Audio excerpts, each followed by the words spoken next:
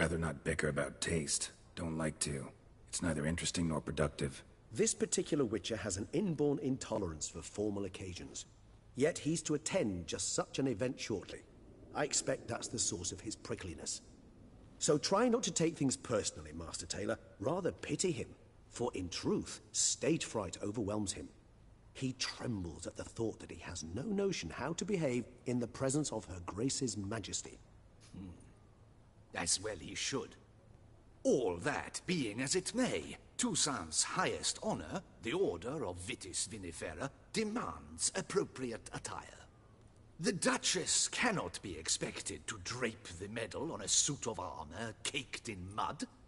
Palace protocol places enormous emphasis on form, virtuous tradition, etiquette. Huh. A tradition which values appearances ahead of all else. Which calls for lordly, glistening triviality and misplaced generosity. Sound wistful. Pensive, Regis. That because they refused to buy you a new outfit? Hardly. It's the tone I ever adopt when I find myself pondering, which, believe it or not, happens quite a lot. Besides, I've no need for a new outfit as I shall not be attending the ceremony. Why not? Because unlike you, I don't have to. I shall begin to pack my belongings instead. I trust you'll join me later, once you're richer by a medal and a fascinating new experience? Count on it. Ceremonies, medals honoring virtues, just keeps coming up. I've had no reprieve either. And I keep thinking of the last great virtue, compassion. It's the one piece of the puzzle that never seemed to fit. Mean you suddenly believe the 5 virtues theory, after all we've revealed? It's not a question of belief, superstition, or old wives' tales. It's a conclusion derived through exercising pure logic. Syanna planned everything in advance. Had we not stopped her, surely there'd have been a 5th victim. One the gossips would have associated with a lack of compassion. Her plans don't matter now. Can't act on them. Ask the messenger who delivered my invitation to the ceremony. Syanna's in the palace. Courtiers pressured the Duchess to lock her in a tower. Do you care not a whit who else was in her black book? We've some time before the ceremony. We could still chat with that boot-cleaning urchin. He was the one to pass the victims' names to Dettlaff. Perhaps we missed something. Regis, Bootblack didn't say anything about making deliveries when we talked to him. How do you know he handled the letters? While you basked in glory and tried on new formal wear, I conducted a little investigation of my own. You'd be very proud to see how I conducted myself. I began by concocting an ample supply of boot wash for our enterprising young friend. I'd observed that among street folk, amidst their society as a whole, reciprocity takes precedence over all other codes, and thus no good deed goes unrewarded. Of course, the same holds true for malicious or destructive deeds. The letters, what's the connection?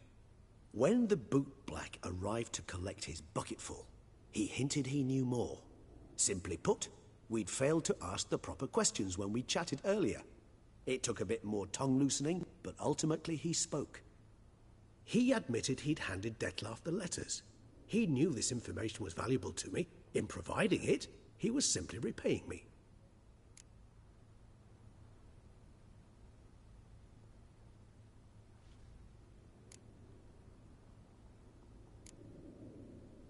All in all, why not check up on that? We'll go together, assuming we're done here. I am done, yes. It lies in your hands now to see if you are able to present my handiwork at the ceremony with the dignity it is due. Or if you will first destroy it, crawling about the city's underbelly. Promise to be careful.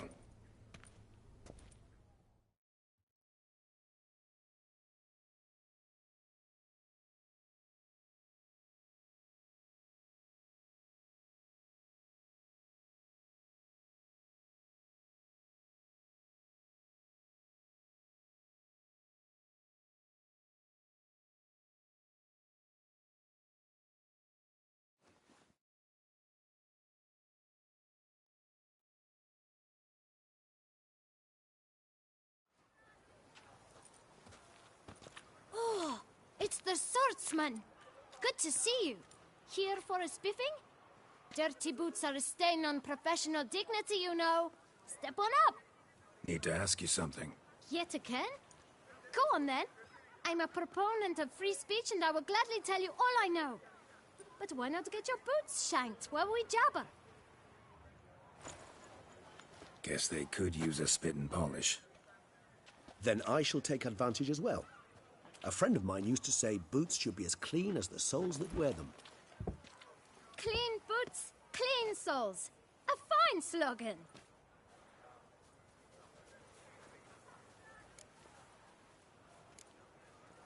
How's business? Well enough. I can't complain. Though it'd be even better were certain folk to sit down for a shine as they stood and chatted. Man in the frock coat. You passed him some letters, remember? Why, of course.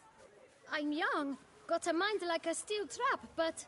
If you're about to tell me this information will cost me, forget it. How'd you get those letters? Beggars brought them. Why didn't you tell us this before, when we first talked? You didn't ask about beggars now, did you? Beggars. Tell us more about them. How many were there? Why, 4. 1 for each letter. Just 4? Sure you didn't get a 5th? I can't count, you know. Remember anything else? These beggars have anything in common? What? Come now. Each was different. Some had mismatched boots, others had no boots at all. Oh, I know! They all had no home! Kid, my patience is starting to run a little thin. Now think hard. Remember what they looked like? Of course.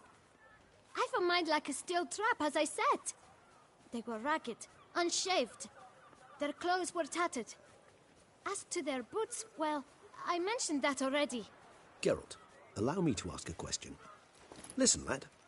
I'll be glad to mix another batch of that boot shine for you. But you must focus now and tell us all you know. Where can we find the beggars? Well, at the shelter, most like. Where's that? Everyone knows. It's just round the corner. Up those stairs, then right. Thanks, kid. For your trouble.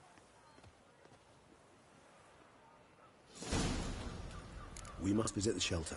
Look around inside.